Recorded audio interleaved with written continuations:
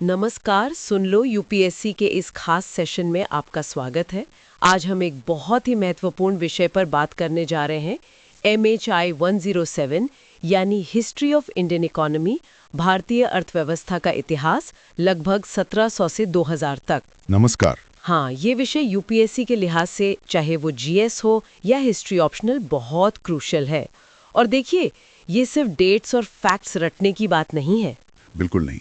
ये समझने की कोशिश है कि पिछले 300 सालों में हमारी इकोनॉमी कैसे बदली, कौन सी फोर्सेस काम कर रही थी और आज जो हम भारत देखते हैं उसकी आर्थिक नींव कैसे पड़ी। एग्जैक्टली और ये सफर, ये ट्रांसफॉर्मेशन, ये कोई सीधी रेखा नहीं रही है। इसमें उतार चढ़ाव हैं, बहसें हैं, अलग अलग इंटरप्रिटेशंस हैं।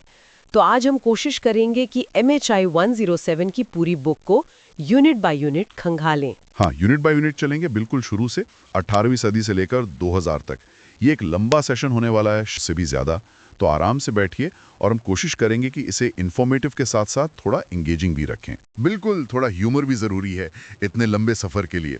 हम मेजर थीम्स को देखेंगे, जैसे कॉलोनियल इम्पैक्ट, औद्योगिकरण यानी डी इंडस्ट्रियलाइजेशन, धन की निकासी यानी ड्रेन ऑफ वेल्थ, कृषि यानी एग्रीकल्चर, उद्योग यानी इंडस्ट्री, प्लानिंग, लिबरलाइजेशन, ये सब इंटरकनेक्टेड हैं। तो फिर शुरू करते हैं यूनिट 1 से। हाँ बिल्कुल। यूनिट 1, 18th सेंचुरी यानी 18वीं शताब्दी। ये वो दौर है जब मुगल साम्राज्य का पतन हो रहा था, मुगल डिक्लाइन और रीजनल पावर्स, क्षेत्रीय शक्तियां उभर रही थीं। तो उस वक्त की अर्थव्यवस्था कैसी थी? क्या वो एकदम स्टैग्नेंट थी या उसमें कुछ जान बाकी थी? यही तो मेन डिबेट है। कुछ इतिहासकार जैसे CA बेली, KN चौधरी, रजत दत्ता या प्रसन्नन पार्थसारथी आर्ग्यू करते हैं कि प्री कॉलोनियल इकोनॉमी काफी डायनामिक थी, उसमें ग्रोथ के साइंस थे। डायनामिक किस सेंस में? मतलब व्यापार अच्छा चल रहा था, प्रोडक्शन था? हाँ, व्यापार था, क्रेडिट नेटवर्क्स थे, प्रोडक्शन भी था। पार्थसारथी का तो आर्ग्यूमेंट है कि 18वीं सदी में साउथ इंडिया में मजदूरों की लिविंग स्टैंडर्ड शायद ब्रिटेन के बराबर ही थे। वाओ, ये तो काफी सरप्राइजिंग बात है। बिल्कुल। और जरीन याजदानी जैसे विद्वानों ने गुजरात और मैसूर जैसी जगहों पर इंडिजिनस कैपिटलिस्ट डेवलपमेंट की पोटेंशियल की बात की है कि शायद भारत अपने रास्ते पर पूंजीवाद की तरफ बढ़ सकता था। लेकिन हाँ, बाधाएं भी थीं। लेकिन फिर तीर्थंकर रॉय जैसे इतिहासकार भी हैं जिनका मानना है कि ये जो पूंजीवादी रूप थे ये काफ़ी कमज़ोर थे, वीक कैपिटलिस्ट फॉर्म्स थे, स्पेशली जब हम यूरोपियन सुपीरियरिटी से कंपेयर करते हैं। करेक्ट। रॉय का आर्ग्यूमेंट है कि टेक्नोलॉजी, इंस्टीट्यूशंस, स्टेट सपोर्ट, इन मामलों में यूरोप आगे निकल चुका था। तो प्री कॉलोनियल डायनामिज्म पर बहस है, कोई एक क्लियर कंसेंसस नहीं है, but it wasn't a dead economy, उसमें पोटेंशियल था। ओके, तो ये थी 18वीं सदी की एक झलक। अब आते हैं यूनिट 2, कॉलोनियल इकोनॉमी हिस्टोरियोग्राफी, यानी औपनिवेशिक अर्थव्यवस्था का इतिहास लेखन। ये बहुत इंपॉर्टेंट यूनिट है क्योंकि ये बताती है कि कॉलोनियल इकोनॉमी को समझा कैसे गया है, अलग अलग स्कूल्स ऑफ थॉट क्या हैं। बिल्कुल। सबसे पहले आता है नेशनलिस्ट व्यू, राष्ट्रवादी दृष्टिकोण। दादा भाई नौरोजी, RC दत्त जैसे लोग, इनका फोकस था एक्सप्लॉयटेशन पर, शोषण पर, कि कैसे ब्रिटिश राज ने भारत को लूटा, उसके विकास को रोका। ड्रेन ऑफ वेल्थ थियरी इसी स्कूल की देन है। ड्रेन ऑफ वेल्थ, धन की निकासी, इस पर हम आगे यूनिट 9 में डिटेल में बात करेंगे। हाँ जरूर। फिर आता है मार्क्सिस्ट व्यू, मार्क्सवादी दृष्टिकोण। इन्होंने क्लास एनालिसिस पर जोर दिया कि कैसे कॉलोनियलिज्म ने भारत में क्लास स्ट्रक्चर्स को बदला और कैसे ये इंपीरियलिज्म से जुड़ा हुआ था, कैसे इसने किसानों और मजदूरों का शोषण किया। राइट।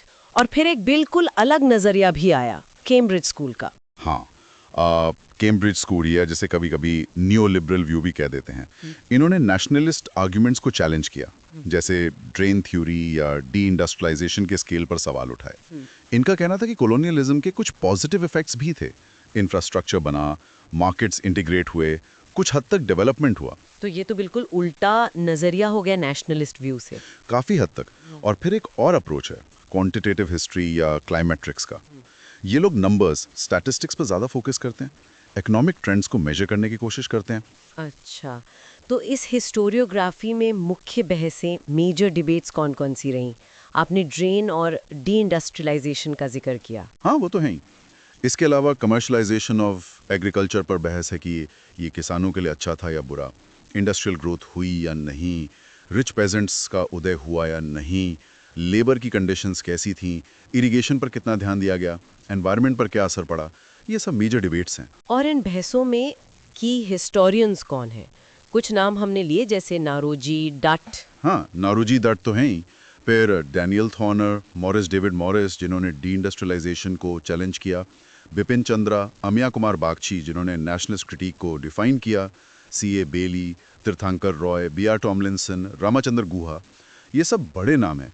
टॉमलिंसन का डिस्क्रिमिनेटरी इंटरवेंशनिज्म का कॉन्सेप्ट भी इम्पॉर्टेंट है कि कॉलोनियल स्टेट ने इंटरवीन तो किया पर भेदभावपूर्ण तरीके से। भारतीय हितों की बात हो, वहाँ लेजे फेयर की बात की।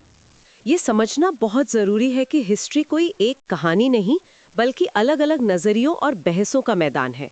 चलिए अब आगे बढ़ते हैं unit 3, merchants and markets 1757 to 1857, यानी व्यापारी और बाजार, प्लासी की लड़ाई से लेकर 1857 के विद्रोह तक। हाँ, ये वो दौर है जब ईस्ट इंडिया कंपनी धीरे धीरे पॉलिटिकल पावर बन रही थी और इसका असर ट्रेड पर पड़ रहा था। पहले देखते हैं कि प्री कॉलोनियल सेटअप कैसा था। मतलब अंग्रेजों के आने से पहले? हाँ, भारत में एक वेल एस्टैब्लिश्ड मर्चेंट सोसाइटी थी।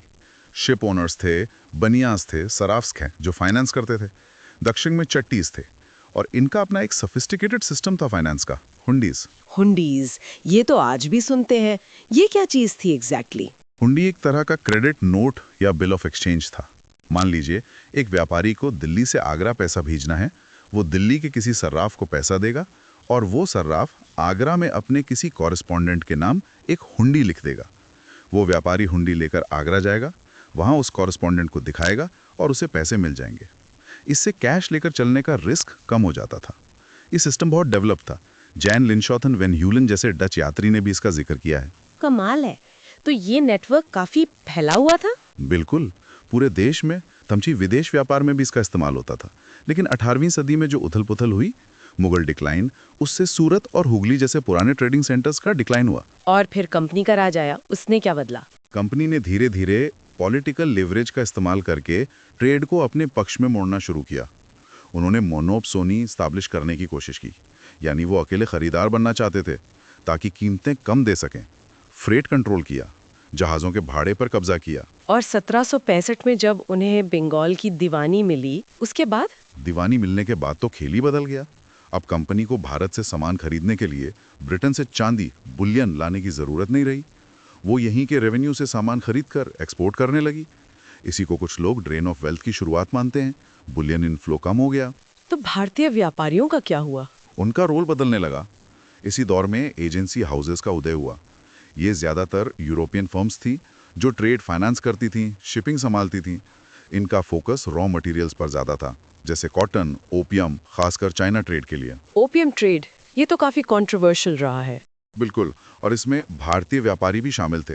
लेकिन अब वो सीनियर पार्टनर्स नहीं रहे, बल्कि इन यूरोपियन फर्म्स के जूनियर पार्टनर्स या एजेंट्स बन गए। जैसे पारसीज में जमशेदजी जीजेभाई एक बड़ा नाम है, या बंगाल में बैनियंस। उन्हें कई बाधाओं का सामना करना पड़ता था। और इसी दौर में डी इंडस्ट्रियलाइजेशन की बहस की शुरुआत भी होती है। हाँ, क्योंकि कंपनी की पॉलिसीज और फिर बाद में ब्रिटिश मैन्युफैक्चर्ड गुड्स के आने से भारतीय कारीगरों पर असर पड़ना शुरू हो गया था। एक बड़ा कमर्शियल क्राइसिस भी आया 1829-33 के आसपास, जिसने कई एजेंसी हाउसेस को बर्बाद कर दिया। ओके, तो ये था 1757 से 1857 का दौर। अब चलते हैं यूनिट 4, ट्रेड 1857 to 1947, यानी 1857 के बाद से आज़ादी तक व्यापार की कहानी। इस दौर में भारत का फॉरेन ट्रेड काफ़ी बड़ा और एक खास ट्रेंड देखने को मिलता है। एक्सपोर्ट्स इंपोर्ट से ज़्यादा थे। लगातार ट्रेड सरप्लस था। ट्रेड सरप्लस, ये तो अच्छी बात होनी चाहिए। नॉर्मली हाँ, लेकिन यहाँ ट्विस्ट है। ये सरप्लस भारत में इन्वेस्ट नहीं हो रहा था। नेशनलिस्ट हिस्टोरियंस आर्ग्यू करते हैं कि यही सरप्लस ड्रेन का एक बड़ा हिस्सा था, जो होम चार्जेस वगैरह चुकाने में चला जाता था। इस पर यूनिट 9 में और बात होगी। ठीक है। और ट्रेड के स्ट्रक्चर में क्या बदलाव आए? क्या बेच रहे थे, क्या खरीद रहे थे? स्ट्रक्चर में बड़ा शिफ्ट आया। भारत अब रॉ मटेरियल्स और फूड ग्रेन्स का एक्सपोर्टर बन गया, जैसे raw cotton, jute, food grains, T, oil seeds. और बदले में मैन्युफैक्चर्ड गुड्स इंपोर्ट कर रहा था, खासकर कॉटन टेक्सटाइल्स लैंकेशर से, मशीनरी, रेलवे इक्विपमेंट। तो वही क्लासिक कॉलोनियल पैटर्न। हाँ, कॉलोनी से कच्चा माल लेना और वहाँ अपना बना हुआ माल बेचना। प्रिसाइजली। अगर हम आंकड़े देखें, मान लीजिए लेट 19th सेंचुरी में, तो एक्सपोर्ट्स में कॉटन, जूट, ग्रेन्स, टी का दबदबा था। इंपोर्ट्स में कॉटन पीस गुड्स, कपड़ा सबसे बड़ी आइटम थी, उसके बाद मशीनरी, मेटल्स वगैरह। वैल्यू और शेयर के हिसाब से ये पैटर्न साफ दिखता है। और व्यापार की दिशा भी बदली क्या? इसके साथ ट्रेड हो रहा था? हाँ, डायरेक्शन में भी शिफ्ट आया। शुरू में यूके, ब्रिटेन भारत के ट्रेड में डोमिनेंट था, लेकिन धीरे धीरे उसका शेयर कम हुआ। यूरोप के दूसरे देश जर्मनी, फ्रांस, यूएसए और जापान का शेयर बढ़ने लगा। खासकर जापान ने कॉटन टेक्सटाइल्स मार्केट में ब्रिटेन को कड़ी टक्कर दी। अच्छा, ये तो हुआ foreign trade. Internal trade network कैसा था? देश के अंदर माल कैसे मूव होता था? इंटरनल नेटवर्क भी काफी वाइब्रेंट था। इसमें भारतीय व्यापारियों और फाइनेंशियर्स का दबदबा था। इसमें बाजार सिस्टम बहुत इंपॉर्टेंट था, जैसा राजत कांताराय ने दिखाया है। श्रॉफ्स थे जो फाइनेंस करते थे और हार्ट्स थे जो कमीशन एजेंट्स का काम करते थे। और समुदायों का भी रोल रहा होगा, जैसे मारवाड़ी, चेट्यार। बिल्कुल, मारवाड़ीज ने नॉर्थ और ईस्ट इंडिया में अपना नेटवर्क फैलाया। चेट्यार साउथ इंडिया और साउथ ईस्ट एशिया में बहुत एक्टिव थे फाइनेंस और ट्रेड में। उनका अपना एक कॉम्प्लेक्स सिस्टम था रेमिटेंसेस और क्रेडिट का। ये लोग इंटरनल ट्रेड की बैकबोन थे। लेकिन फॉरेन ट्रेड में यूरोपियन फर्म्स का दबदबा था? हाँ, foreign trade, shipping, banking, insurance और मैनेजिंग एजेंसीज, इन सब में यूरोपियन फर्म्स डोमिनेंट थी। भारतीय फर्म्स को compete करने में काफ़ी मुश्किल होती थी। और ये डोमिनेंस भी ड्रेन थियरी से जुड़ता है, क्योंकि प्रॉफिट्स बाहर जा रहे थे। मैनेजिंग एजेंसीज, ये क्या होती थी? मैनेजिंग एजेंसीज एक यूनिक फीचर था कॉलोनियल इंडिया का। ये फर्म्स होती थी जो दूसरी कंपनीज को मैनेज करती थी, फाइनेंस करती थी, टेक्निकल एक्सपर्टीज देती थी, बदले में कमीशन लेती थी। ज्यादातर बड़ी यूरोपियन एजेंसीज थी जिन्होंने jute mills, tea gardens, coal mines जैसे सेक्टर्स को कंट्रोल किया। इस पर हम यूनिट 17 में और बात करेंगे। ठीक है, तो ट्रेड के बाद अब आते हैं एग्रीकल्चर पर। यूनिट 5, अग्रेरियन पॉलिसी यानी कृषि नीति। अंग्रेजों ने जमीन और किसानों के साथ क्या किया? कॉलोनियल अग्रेरियन पॉलिसी के मुख्य उद्देश्य थे, पहला ज्यादा से ज्यादा रेवेन्यू वसूलना, दूसरा लॉ एंड ऑर्डर मेंटेन करना, और तीसरा ब्रिटेन की इंडस्ट्रीज के लिए रॉ मटेरियल्स की सप्लाई सुनिश्चित करना। रेवेन्यू सबसे इम्पोर्टेंट था लगता है। बिल्कुल, इसीलिए उन्होंने अलग अलग लैंड रेवेन्यू सेटलमेंट्स लागू किए। सबसे फेमस है परमानेंट सेटलमेंट, स्थायी बंदोबस्त, जो 1793 में बंगाल प्रेसिडेंसी में लागू हुआ। इसमें क्या था? इसमें जमींदारों को जमीन का मालिक मान लिया गया और उनका रेवेन्यू डिमांड परमानेंटली फिक्स कर दिया गया। सरकार का सोचना था कि इससे रेवेन्यू प्रिडिक्टेबल हो जाएगा और जमींदार एग्रीकल्चर में इन्वेस्ट करेंगे, क्योंकि फायदा उनका होगा। पर हुआ क्या इसका असर? असर उल्टा हुआ। रेवेन्यू डिमांड काफी हाई रखी गई थी शुरू में। जमींदारों ने इन्वेस्टमेंट करने की बजाय किसानों से ज्यादा लगान वसूलने पर ध्यान दिया। इससे सब इन्फ्यूडेशन बढ़ा, यानी जमींदार के नीचे कई लेयर्स ऑफ इंटरमीडियरीज बन गए जो सब अपना हिस्सा लेते थे। किसान पिसता रहा। हाँ, इससे एक नया क्लास जरूर उभरा बंगाल में, द भद्रा लोग, जो ज्यादातर इन रेंटियर इंटरेस्ट से जुड़े थे। और बंगाल के बाहर? बंगाल के बाहर उन्होंने टेम्परेरी सेटलमेंट्स लागू किए, जैसे साउथ इंडिया में रायतवारी सिस्टम और नॉर्थ वेस्ट इंडिया में महालवारी सिस्टम। इनमें क्या फर्क था? रायतवारी में थ्योरेटिकली सरकार ने सीधा किसान रैयत से सेटलमेंट किया। जमीन का सर्वे होता था, उसकी पोटेंशियल उपज के आधार पर रेवेन्यू फिक्स होता था, जो आमतौर पर 20-30 साल के लिए होता था। महालवारी में सेटलमेंट गांव, महाल या गांव के मुखिया के साथ होता था, जो पूरे गांव की तरफ से रेवेन्यू चुकाने के लिए जिम्मेदार होता था। ये सुनने में तो परमानेंट सेटलमेंट से बेहतर लगता है। रेवेन्यू रिवाइज हो सकता था। इनमें रिकार्डियन रेंट थ्योरी का इन्फ्लुएंस दिखता है कि रेंट जमीन की फर्टिलिटी के हिसाब से होना चाहिए, लेकिन प्रैक्टिस में रेवेन्यू डिमांड यहाँ भी अक्सर बहुत ज़्यादा होती थी। असेसमेंट रिजिड होता था और किसानों पर बोझ कम नहीं था। और किसानों के अधिकारों का क्या? टेनेंसी रिफॉर्म्स की भी बात होती है। हाँ, क्योंकि इन सिस्टम्स में किसानों की हालत खराब थी, अनरेस्ट बढ़ रहा था, तो सरकार ने कुछ टेनेंसी रिफॉर्म्स भी किए, जैसे बंगाल टेनेंसी एक्ट 1885। इनका मकसद था कुछ टेनेंट्स को ऑक्यूपेंसी राइट्स देना, यानी उन्हें ज़मीन से बेदखल नहीं किया जा सकता था अगर वो कुछ शर्तें पूरी करते हों। लेकिन इनका इम्प्लीमेंटेशन भी पैची रहा। एक बड़ा बदलाव ये भी आया कि जमीन अब एक कमोडिटी बन गई। Exactly, new land rights introduce हुए। जमीन अब इंडिविजुअल प्रॉपर्टी थी, उसे खरीदा बेचा जा सकता था, ट्रांसफरेबल, गिरवी रखा जा सकता था और उसका रिकॉर्ड रखा जाता था। ये प्री कॉलोनियल सिस्टम से बहुत अलग था, जहां कम्युनिटी या लीनिएज का कंट्रोल ज्यादा होता था। इसका सोशल इम्पैक्ट क्या हुआ? जमीन का ट्रांसफर आसान होने से नॉन एग्रीकल्चरलिस्ट्स जैसे मनी लेंडर्स और ट्रेडर्स के हाथ में जमीन जाने लगी। किसानों पर कर्ज का बोझ बढ़ा। रीजनल वेरिएशंस थे, जैसे बंगाल में जहां परमानेंट सेटलमेंट था वहां जमींदार डोमिनेंट रहे।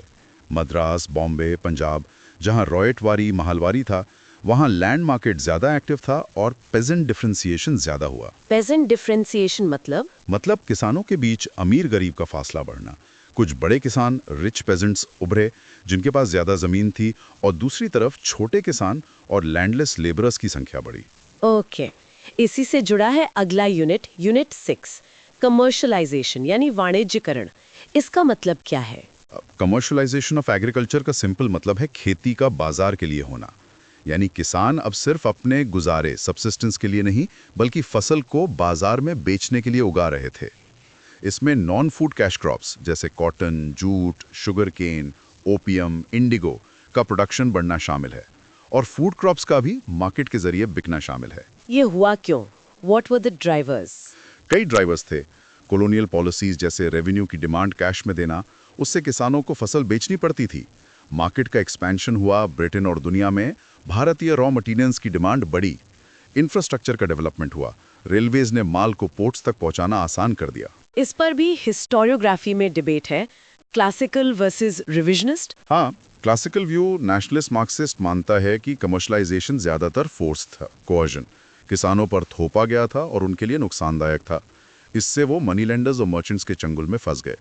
रिविजनिस्ट व्यू मानता है कि मार्केट फोर्सेस का रोल ज्यादा था और कुछ किसानों ने, खासकर बड़े किसानों ने, इससे फायदा भी उठाया। तो सच्चाई शायद बीच में कहीं होगी, कोअर्जन वर्सेस मार्केट फोर्सेस। ज्यादातर हिस्टोरियंस मानते हैं कि हाँ, दोनों एलिमेंट्स मौजूद थे।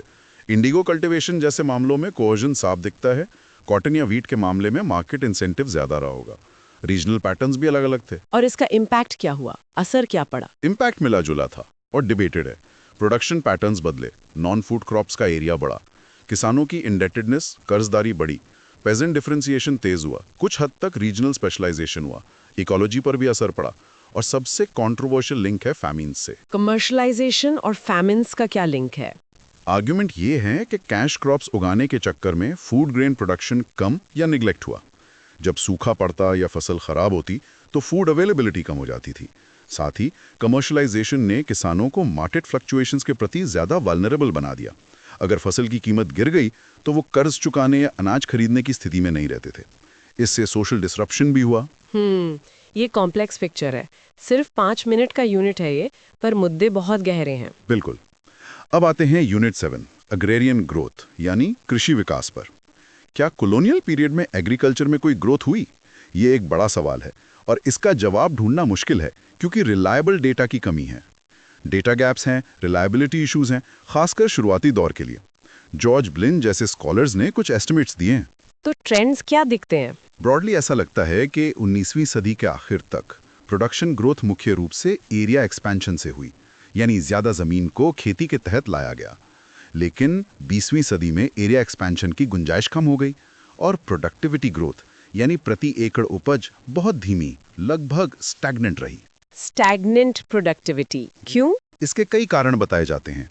Low level of investment in agriculture, सरकार ने इरिगेशन पर उतना फोकस नहीं किया जितना रेलवेज पर किया। लैंड टेन्योर सिस्टम्स जो थे वो इन्वेस्टमेंट के लिए इंसेंटिव नहीं देते थे। किसानों के पास कैपिटल की कमी थी, क्रेडिट महंगा था, टेक्नोलॉजी पिछड़ी हुई थी, पॉलिसी निगलेक्ट भी एक बड़ा फैक्टर था। लेकिन रीजनल वेरिएशंस थे, कहीं ग्रोथ हुई? हाँ, कुछ रीजन्स ने बेहतर परफॉर्म किया, जैसे पंजाब। वहाँ कैनाल इरिगेशन में इन्वेस्टमेंट हुआ और वीट और कॉटन प्रोडक्शन बढ़ा। लेकिन ओवरऑल पिक्चर स्टैग्नेशन की ही है। तीर्थंकर रॉय का कहना है कि टोटल फैक्टर प्रोडक्टिविटी TFP में यील्ड का कंट्रीब्यूशन नेग्लिजिबल था, मतलब एफिशिएंसी में कोई सुधार नहीं हुआ। टोटल फैक्टर प्रोडक्टिविटी TFP, ये क्या होता है? TFP basically measures efficiency. ये देखता है कि आप दिए गए इनपुट्स, लैंड, लेबर, कैपिटल से कितना आउटपुट निकाल पा रहे हैं। अगर TFP नहीं बढ़ रहा, मतलब आप टेक्नोलॉजी या एफिशिएंसी में इंप्रूव नहीं कर रहे, तो overall agrarian picture is quite Grimm.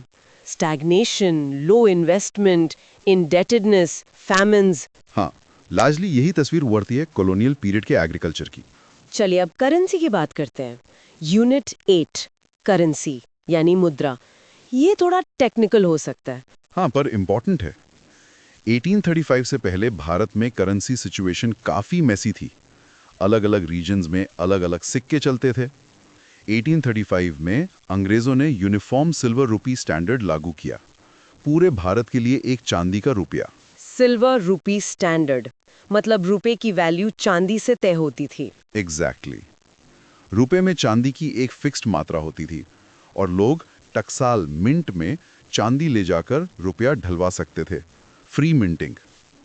Paper currency भी इंट्रोड्यूस हुई 1861 में, पर वो लिमिटेड थी। तो प्रॉब्लम कहाँ आई? प्रॉब्लम आई लेट 19th सेंचुरी में, जब दुनिया भर में चांदी की नई खदानें मिली और चांदी की कीमत गिरने लगी सोने के मुकाबले।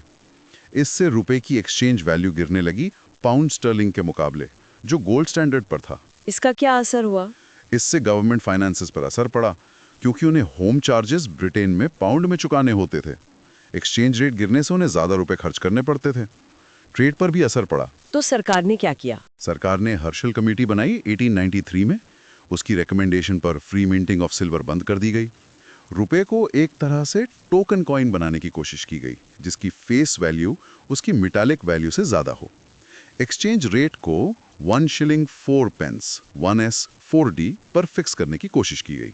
और फाउलर कमेटी, गोल्ड स्टैंडर्ड का विचार। हाँ, फाउलर कमेटी 1898 ने तो इंडिया के लिए गोल्ड स्टैंडर्ड का सुझाव दिया, सोने के सिक्के चलाने का।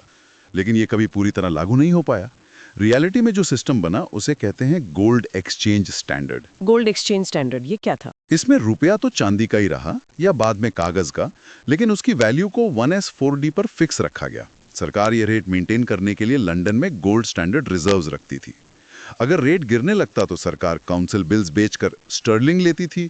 अगर रेट बढ़ने लगता तो रिवर्स काउंसिल बिल्स बेचकर रुपए लेती थी। काउंसिल बिल्स ये क्या थे? और जो रेट है उसमें भी ज़्यादा फर्क नहीं आया। मतलब जुम्मे को याद है, जब मैं छोटा था तो उस टाइम पे जो भी रेट था उससे शायद 15 या 20 रुपए कुछ ऊपर नीचे हुआ होगा। अगर अपनी ड्रिंक भी लाने जा रहे हो, कुछ खाने के लिए भी जा रहे हो, आपको स्टेज पूरा बकायदा दिख रहा है। You are not missing any part of the concert. तो ये सिस्टम काम कर गया। हाँ, ये सिस्टम WWI तक चला, लेकिन इसकी नेशनलिस्ट क्रिटिक्स ने बहुत आलोचना की। उनका कहना था कि ये सिस्टम ब्रिटेन के हितों के लिए बनाया गया है और council bills mechanism drain of wealth को फैसिलिटेट करता है, क्योंकि भारत का एक्सपोर्ट सरप्लस इसके जरिए ब्रिटेन पहुंच जाता है। मॉनेटरी पॉलिसी भारत की जरूरतों के हिसाब से नहीं, बल्कि एक्सचेंज रेट स्टेबिलिटी के लिए चलाई जाती थी। तो करेंसी पॉलिसी भी ड्रेन से जुड़ गई। बिल्कुल। और यही हमें लाता है यूनिट 9, ड्रेन थ्योरी, धन निकासी सिद्धांत पर। इस पर हमें थोड़ा ज्यादा समय लगाना होगा, करीब 20 मिनट। ये कॉलोनियल क्रिटिक का कोर है। जुड़ा है poverty and unbritish rule in India. Correct. Naoroji, RC Dutt जैसे राष्ट्रवादियों ने इसे पॉपुलराइज किया। बाद में मार्क्सिस्ट हिस्टोरियंस और हाल में उत्साह पटनायक जैसे स्कॉलर्स ने इस पर काफी काम किया है। कॉन्सेप्ट क्या है? कॉन्सेप्ट यही कि भारत से वेल्थ ब्रिटेन जा रही थी without any equivalent economic return, एक unrequited transfer of resources. Exactly, unrequited, जिसके बदले कुछ न मिले। अब सवाल है, ये होता कैसे था? What were the mechanisms? एक तो आपने बताया होम चार्जेस। हाँ, होम चार्जेस एक बड़ा कंपोनेंट था। इसमें क्या क्या शामिल था? Interest on debt raised in London for India, जैसे रेलवेज के लिए, मिलिट्री एक्सपेंसेस, भारत के बाहर ब्रिटिश कैंपेन्स का खर्चा भी, civil administration costs incurred in London, India office expenses, pensions and furlough allowances of British officers. Table 5 में इसके कंपोनेंट्स दिए गए हैं। ये और लड़ाई लड़ रहा है और खर्चा भारत दे रहा है। हाँ, ऐसा कई बार हुआ और पेंशन्स भी यहीं से जाती थी। दूसरा मैकेनिज्म था प्राइवेट रेमिटेंसेस। जो ब्रिटिश अधिकारी, व्यापारी, प्लांटर्स यहाँ कमाते थे, वो पैसा अपने घर भेजते थे। और तीसरा मैकेनिज्म एक्सपोर्ट सरप्लस वाला। हाँ, ये थोड़ा कॉम्प्लेक्स है, जिसे उत्साह पटनायक और प्रभात पटनायक ने बजट एनालिसिस के जरिए दिखाया है। भारत का लगातार ट्रेड सरप्लस था, एक्सपोर्ट्स, इंपोर्ट्स। नॉर्मली ये सरप्लस देश की फॉरेन एक्सचेंज अर्निंग होती है, लेकिन कॉलोनियल इंडिया में ये सरप्लस काउंसिल बिल्स मैकेनिज्म के जरिए होम चार्जेस और प्राइवेट रेमिटेंसेस को फाइनेंस करने में चला जाता था। इफेक्टिवली भारत अपने एक्सपोर्ट सरप्लस से ही अपनी ड्रेन को फाइनेंस कर रहा था। वाओ, मतलब हम कमा रहे थे पर वो कमाई हमारे पास आ ही नहीं रही थी। प्रिसाइसली। पटनायक एस्टिमेट करते हैं कि 1837 से 1901 के बीच ये ड्रेन करीब 596 मिलियन पाउंड्स था। हाल में उत्साह पटनायक ने एक और एस्टिमेट दिया है कि 1765 से 1938 के बीच कुल ड्रेन आज की वैल्यू में लगभग 45 ट्रिलियन डॉलर्स बनता है। 45 trillion dollars. 45 trillion, that's a staggering figure. It is. Of course in estimates पर डिबेट्स हैं, मेथोडोलॉजी पर सवाल हैं। कॉलोनियल अपोलॉजिस्ट या के.एन. चौधरी, तीर्थंकर रॉय जैसे हिस्टोरियंस ने ड्रेन थ्योरी की मैग्नीट्यूड या सिग्निफिकेंस को चैलेंज किया है। उनके क्या आर्ग्यूमेंट्स हैं? उनका कहना है कि होम चार्जेस लेजिटिमेट पेमेंट्स थे सर्विसेज के लिए, जैसे administration, defence, capital import. Railway से भारत को फायदा हुआ। प्राइवेट रेमिटेंसेस प्रॉफिट्स का नेचुरल आउटफ्लो था। रॉय का आर्ग्यूमेंट है कि भारत का एक्सपोर्ट सरप्लस उसकी कंपेटिटिवनेस दिखाता है, ड्रेन नहीं। और इनका खंडन क्या है? रिबटल ये है कि डेट की नेचर क्वेश्चनेबल थी। क्या वो भारत के हित में लिया गया था? रेलवेज का मेन पर्पस स्ट्रैटेजिक और कमर्शियल एक्सप्लॉयटेशन था। इरिगेशन को निग्लेक्ट किया गया। सर्विसेज की कॉस्ट इन्फ्लेटेड थी। मॉनेटरी पॉलिसी ने भारतीय हितों को नुकसान पहुंचाया। और सबसे बड़ा आर्ग्यूमेंट, इस ड्रेन की वजह से भारत में कैपिटल अक्यूमुलेशन नहीं हो पाया, इन्वेस्टमेंट नहीं हुआ और पॉवर्टी बनी रही। पटनायक का 45 ट्रिलियन डॉलर वाला एस्टिमेट इसी लॉन्ग टर्म इम्पैक्ट को दिखाता है। लेफ्टिस्ट क्रिटिक्स जैसे बैगची या आदित्य मुखर्जी का क्या कहना है? वो भी ड्रेन थ्योरी को मानते हैं, लेकिन वो इसे ब्रॉडर इंपीरियलिस्ट एक्सप्लॉयटेशन के फ्रेमवर्क में देखते हैं। वो अनरिक्वाइटेड एक्सपोर्ट्स पर जोर देते हैं कि कैसे भारत के रिसोर्सेज को निचोड़ा गया। तो कुल मिलाकर ड्रेन थ्योरी एक बहुत पावरफुल क्रिटिक है कॉलोनियल रूल की, जो बताती है कि कैसे भारत की वेल्थ को सिस्टमैटिकली बाहर ले जाया गया। हाँ, और इसका असर सिर्फ इकोनॉमिक नहीं बल्कि पॉलिटिकल और साइकोलॉजिकल भी था। ये समझना जरूरी है कि ये सिर्फ चोरी नहीं थी, ये सिस्टम का हिस्सा था। बिल्कुल। अब हम आते हैं यूनिट 10, कॉलोनियल इम्पैक्ट, औपनिवेशिक प्रभाव। ये यूनिट पिछले पॉइंट्स को सिंथेसाइज करती है। लगभग 20 मिनट इस पर भी बात करते हैं। हाँ, ये एक तरह से बैलेंस शीट बनाने की कोशिश है। कॉलोनियल रूल का भारत पर ओवरऑल इकोनॉमिक इम्पैक्ट क्या रहा? वो डायनेमिज्म डिबेट जो हमने यूनिट 1 में देखी थी, उसका क्या हुआ? तो क्या कॉलोनियल रूल ने उस डायनामिज्म को खत्म कर दिया? Largely yes. जो सबसे बड़ा नेगेटिव इम्पैक्ट माना जाता है वो है डी इंडस्ट्रियलाइजेशन। इस पर हम यूनिट 15 में डिटेल में जाएंगे, लेकिन यहाँ समराइज करें तो ब्रिटिश मैन्युफैक्चर्ड गुड्स, खासकर टेक्सटाइल्स, ने इंडियन आर्टिजन्स को डिस्प्लेस किया। बैगची का बिहार का डेटा टेबल आई दिखाता है कि इंडस्ट्रियल एम्प्लॉयमेंट में भारी गिरावट आई 19वीं सदी में। और नया इंडस्ट्रियलाइजेशन क्यों नहीं हो पाया? What were the barriers? कई बाधाएं थीं। लैक ऑफ प्रोटेक्शन, भारतीय उद्योगों को फॉरेन कंपटीशन से कोई प्रोटेक्शन नहीं मिली, जबकि ब्रिटेन ने खुद प्रोटेक्शनिस्ट पॉलिसीज अपनाई थीं। इन्वेस्टमेंट की कमी, सरकार ने इंफ्रास्ट्रक्चर में रेलवेज पर फोकस किया, जो ब्रिटिश गुड्स को पेनिट्रेट करने में मदद करता था, न कि इरिगेशन या इंडस्ट्रियल डेवलपमेंट पर। डिमांड कंस्ट्रेंट, बागची और टॉमलिंसन जैसे हिस्टोरियंस आर्ग्यू करते हैं कि गरीबी और आय की असमानता के कारण इंटरनल मार्केट, घरेलू मांग कमजोर था। तो डी इंडस्ट्रियलाइजेशन एक बड़ा नेगेटिव इम्पैक्ट था। दूसरा बड़ा इम्पैक्ट है ड्रेन ऑफ वेल्थ, जिसकी हमने अभी बात की। रिसोर्सेज का लगातार बाहर जाना, कैपिटल अक्यूमुलेशन न हो पाना। सेन और पटनायक के एस्टिमेट्स हमने देखे। तीसरा, कमर्शलाइजेशन का इम्पैक्ट। हाँ, कमर्शलाइजेशन के नेगेटिव इम्पैक्ट्स भी कॉलोनियल इम्पैक्ट का हिस्सा हैं। कोअर्जन, इंडेटेडनेस, इनइक्वालिटी का बढ़ना, फैमिन से लिंक, ये सब हमने यूनिट 6 में डिस्कस किया। तो ओवरऑल असेसमेंट क्या बनता है? क्या कॉलोनियल रूल भारत के लिए अच्छा था या बुरा? Overwhelming evidence points towards a negative और रिटार्डेटिव इन्फ्लुएंस। इसने भारत के इकोनॉमिक डेवलपमेंट को बाधित किया। रिसोर्स एक्सट्रैक्शन हुआ, ग्रोथ डिस्टॉर्टेड हुई, की सेक्टर्स नेग्लेक्ट हुए, डिफ्लेशनरी पॉलिसीज अपनाई गई, पॉवर्टी बढ़ी। क्या हम दूसरे कॉलोनी से कंपेयर कर सकते हैं? क्या भारत का एक्सपीरियंस यूनिक था? कंपैरिजंस कॉम्प्लेक्स होते हैं, लेकिन हाँ, कुछ स्कॉलर्स ने किए हैं। जैसे स्टीफन ब्रॉडबेरी और विष्णुप्रिया गुप्ता ने दिखाया कि 1870s तक इंडिया की जीडीपी पर कैपिटा ब्रिटेन की तुलना में काफ़ी गिर चुकी थी। ऑस्टिन ने अफ्रीका पर काम किया है। यजदानी और मेनन का कंक्लूजन है कि कॉलोनियलिज्म ने इंडिजिनस पोटेंशियल को दबा दिया। तो ये यूनिट 10 एक तरह से कॉलोनियल पीरियड का सार प्रस्तुत करता है। हाँ। अब एक बहुत ही दुखद पहलू पर आते हैं, यूनिट 11, फैमिन्स एंड एपिडेमिक्स, अकाल और महामारियां। हाँ, ये कॉलोनियल हिस्ट्री का एक काला अध्याय है।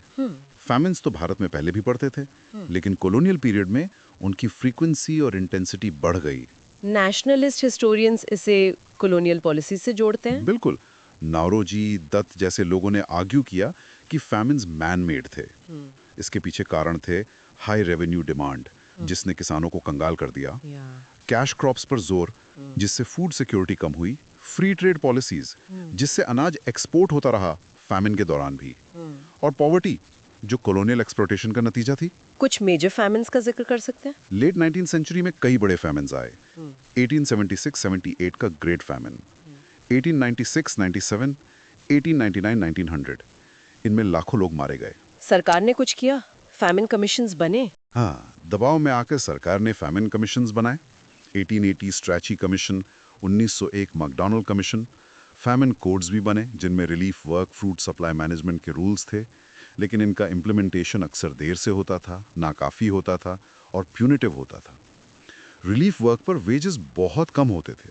और फिर आता है 1943 का बंगाल फैमिन। ये तो WWI के दौरान हुआ था। हाँ, वर्ल्ड वॉर 2 के दौरान। ये 20वीं सदी का सबसे भयानक अकाल था, जिसमें अनुमानित 2 से 3 मिलियन लोग मारे गए। इस पर बहुत रिसर्च हुई है। Official famine inquiry commission FIC ने कहा कि ये मूलतः फूड शॉर्टेज की वजह से हुआ। लेकिन स्कॉलर्स इससे सहमत नहीं है। नहीं, मार्क मलिक जैसे हिस्टोरियंस ने FIC की फाइंडिंग्स को चैलेंज किया। अमर्त्य सेन की फेमस एंटाइटलमेंट थ्योरी इसी फैमिन के कॉन्टेक्स्ट में आई। सेन ने आर्ग्यू किया कि अकाल फूड अवेलेबिलिटी डिक्लाइन FAD के वजह से नहीं, बल्कि failure of exchange entitlements FEE के वजह से हुआ। मतलब अनाज बाजार में था, पर लोगों के पास उसे खरीदने की शक्ति, परचेजिंग पावर नहीं रहेगी। क्यों खत्म हो गई purchasing power? War time inflation, speculation, hoarding, government policies जैसे बोट डिनायल पॉलिसी और डिसरप्शन ऑफ मार्केट्स, इन सब ने मिलकर लोगों की, खासकर रूरल पुअर की एंटाइटलमेंट्स छीन ली। सुगता बोस गोस्वामी के नाम से प्रकाशित ने डिस्ट्रीब्यूशन प्रॉब्लम्स पर फोकस किया। मधुश्री मुखर्जी ने चर्चिल की गवर्नमेंट की इंडिफरेंस और रेसिस्ट एटीट्यूड को जिम्मेदार ठहराया। तो बंगाल फैमिन सिर्फ सूखा या फसल बर्बादी का नतीजा नहीं था, बल्कि पॉलिसीज, पॉलिटिक्स और पावर फेलियर का नतीजा था। एब्सोल्युटली। अब बात करते हैं एपिडेमिक्स की, महामारियों की। जैसे प्लेग। हाँ, 1896 में बॉम्बे में ब्यूबोनिक प्लेग फैला। इसकी इटियोलॉजी पर भी बहस थी। सरकार की प्रतिक्रिया बहुत हैवी हैंडेड थी। उन्होंने कॉर्डन सैनिटेयर अप्रोच अपनाया। प्रभावित इलाकों और मोहल्लास को घेर लेना, लोगों को जबरन निकालना, सेग्रीगेशन कैंप्स में डालना, रिहायशी इलाकों पर फोकस किया। और एपिडेमिक डिजीजेज एक्ट 1897।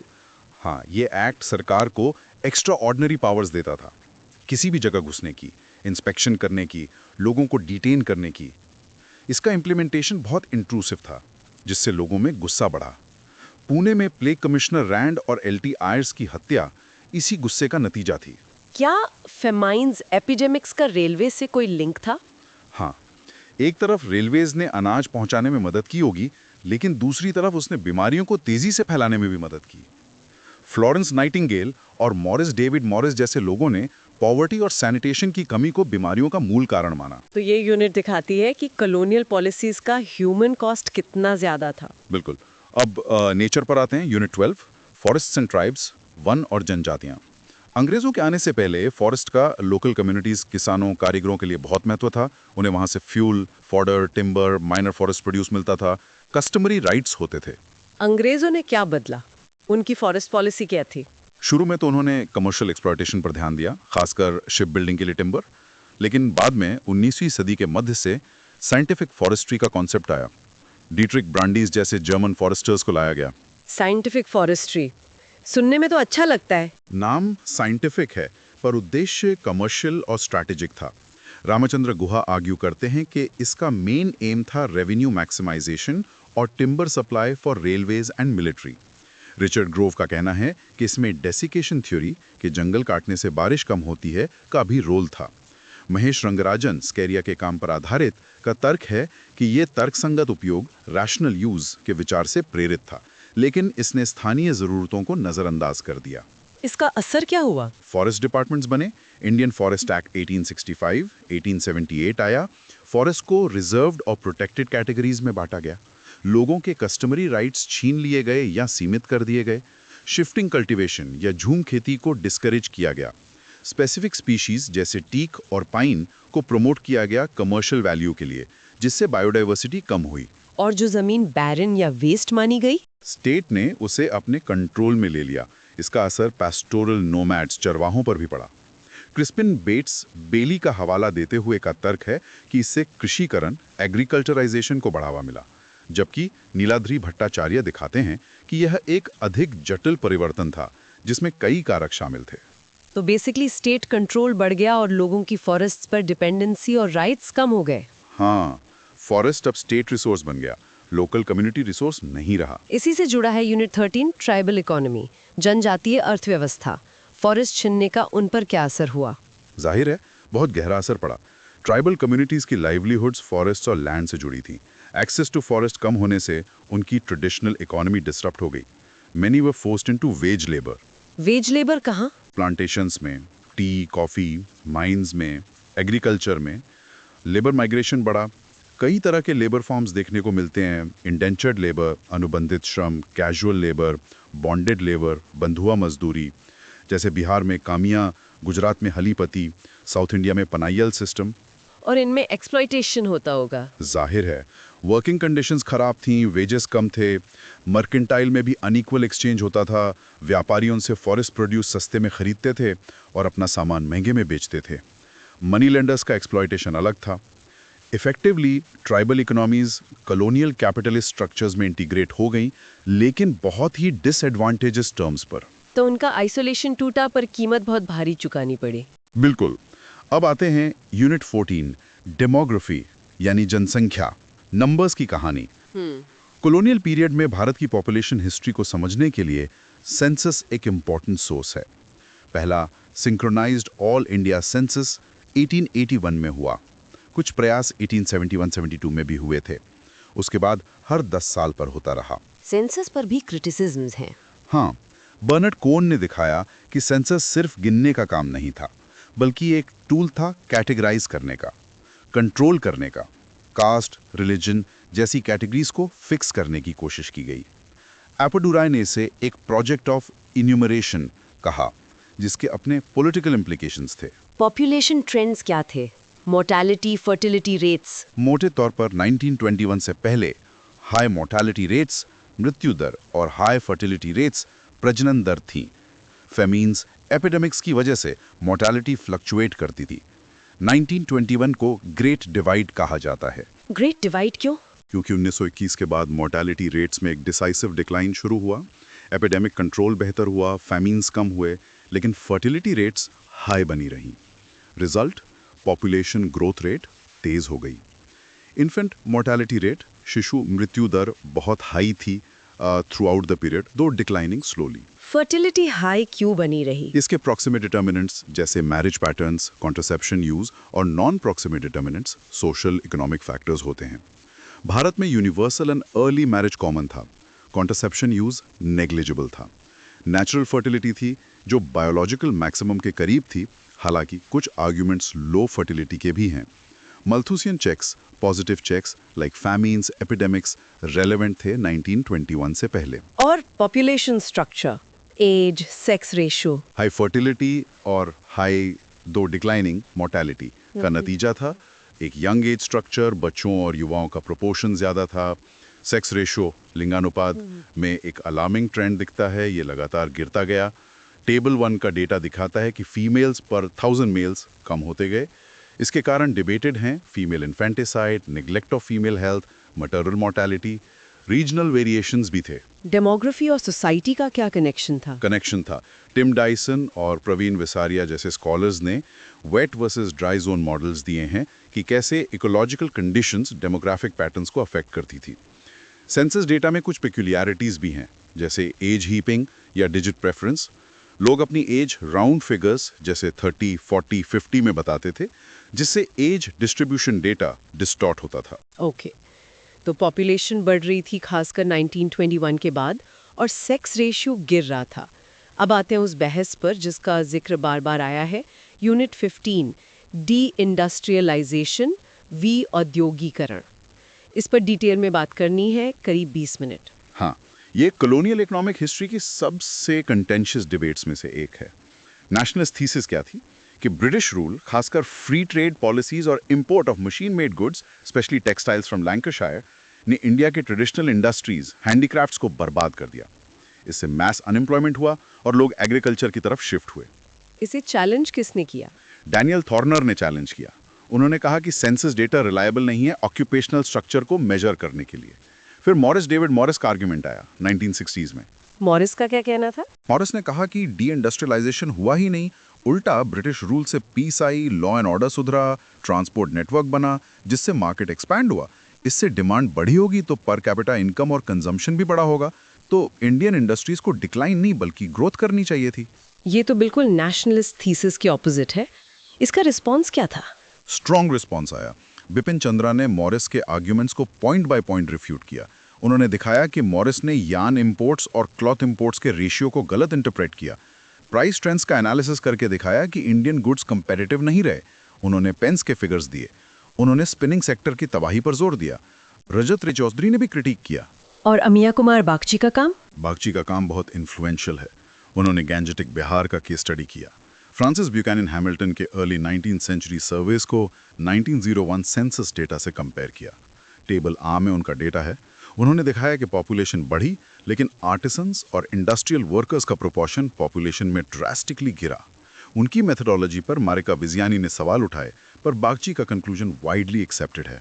तो एविडेंस लार्जली डी इंडस्ट्रियलाइजेशन की तरफ पॉइंट करता है। Yes, especially for the spinning sector and certain segments of weaving in the 19th century. अब देखते हैं कि हैंडलूम सेक्टर ने अडेप्ट कैसे किया। हैंडलूम सेक्टर पूरी तरह खत्म नहीं हुआ। नहीं, खत्म नहीं हुआ। उसमें चेंजेस आए, टेक्नोलॉजी बदली, फ्लाई शटल लूम आया, लोकेशन शिफ्ट हुआ, प्रोडक्शन रूरल एरियाज से अर्बन सेंटर्स में कॉन्सेंट्रेट होने लगा। कास्ट स्ट्रक्चर का रोल था। कुछ स्पेसिफिक वीविंग कास्ट्स जैसे कुश्ती, मोमिन सर्वाइव कर पाए। मिल मेड यार्न पे डिपेंडेंसी बढ़ गई। मिडलमैन और क्रेडिट सिस्टम का कंट्रोल बढ़ गया। मार्केट शेयर कैसा था? Mill versus import versus handloom. 1930s तक आते आते मिल सेक्टर काफी ग्रो कर चुका था। इंपोर्ट्स कम हो रहे थे और हैंडलूम सेक्टर अभी भी सिग्निफिकेंट शेयर होल्ड करता था, खासकर कोर्सर वैरायटीज और स्पेशलाइज्ड फैब्रिक्स में। टेबल्स 10 एंड 11 में 1930s के लिए वॉल्यूम और वैल्यू डेटा दिया गया है। इसी यूनिट में लेदर इंडस्ट्री की भी बात है। हाँ, लेदर इंडस्ट्री में ट्रांसफॉर्मेशन आया, लेकिन वो डी इंडस्ट्रियलाइजेशन की कहानी नहीं है, बल्कि ग्रोथ की है। एक्सपोर्ट बूम आया लेट 19th सेंचुरी में। क्यों आया ये बूम? ट्रिगर था 1870s के फैनिन्स, जिससे कैटल मोर्टेलिटी बढ़ी, हाइट सप्लाई बढ़ गई। साथ ही जर्मन और अमेरिकन टैनिंग टेक्नोलॉजी आई। अर्बनाइजेशन से डिमांड बढ़ी, टैनिंग प्रोसेस बदला, वेजिटेबल टैनिंग से क्रोम टैनिंग की तरफ शिफ्ट हुआ। इसका सोशल इम्पैक्ट क्या हुआ कास्ट स्ट्रक्चर पे? ट्रेडिशनल लेदर वर्कर्स चमार्स थे। नई टेक्नोलॉजी और फैक्ट्री सिस्टम आने से कास्ट हायरार्की डिस्टर्ब हुई। नॉर्थ इंडिया और कानपुर और साउथ इंडिया मद्रास में पैटर्न्स अलग थे। वर्कर्स को कुछ हद तक चॉइस मिली। वो ट्रेडिशनल पैटर्न से हटकर फैक्ट्रीज में काम करने लगे। इंटरेस्टिंग। तो डी इंडस्ट्रियलाइजेशन की पिक्चर न्यूआंस्ड है। कुछ सेक्टर्स डिक्लाइन हुए, कुछ ट्रांसफॉर्म हुए, कुछ ग्रो भी किए। बिल्कुल। और इसी से जुड़ा है unit 16, crafts industries, small scale, लघु उद्योग और हस्तशिल्प। पहले तो ये समझना होगा कि स्मॉल स्केल हैंडीक्राफ्ट और लार्ज स्केल इंडस्ट्री में फ़र्क क्या है। स्मॉल स्केल में टेक्नोलॉजी सिंपल होती है, लेबर इंटेंसिव होता है, कैपिटल इन्वेस्टमेंट कम होता है। प्री कॉलोनियल इंडिया में क्राफ्ट्स बहुत डाइवर्स और इम्पोर्टेंट थे। कॉलोनियल पीरियड में क्या बदलाव आए? कमर्शलाइजेशन का इम्पैक्ट पड़ा। प्रोडक्शन सबसिस्टेंस से मार्केट के लिए होने लगा।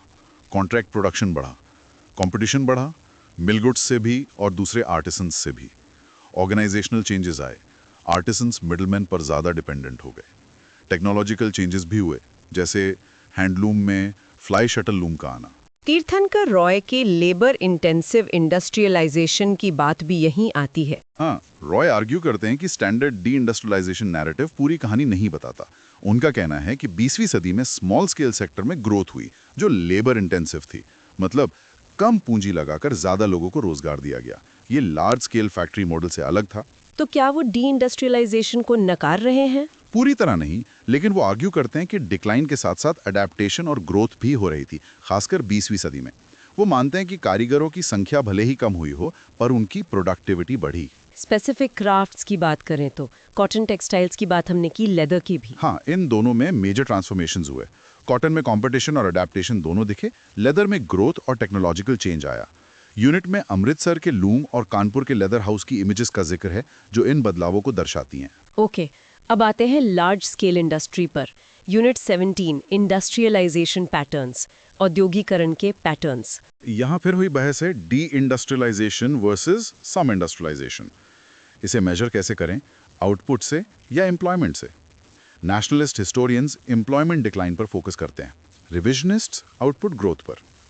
शिवा सुब्रमण्यन के एस्टिमेट्स क्या कहते हैं? शिवा सुब्रमण्यन के एस्टिमेट्स चार्ट्स 1 और 2 दिखाते हैं कि लार्ज स्केल फैक्ट्री प्रोडक्शन में सिग्निफिकेंट ग्रोथ हुई 1900-1946 के बीच।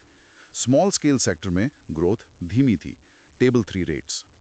आर्टिजन नंबर्स गिरे लेकिन पर कैपिटा आउटपुट बढ़ा, जिससे टोटल आर्टिजन आउटपुट में मार्जिनल इंक्रीज हुआ।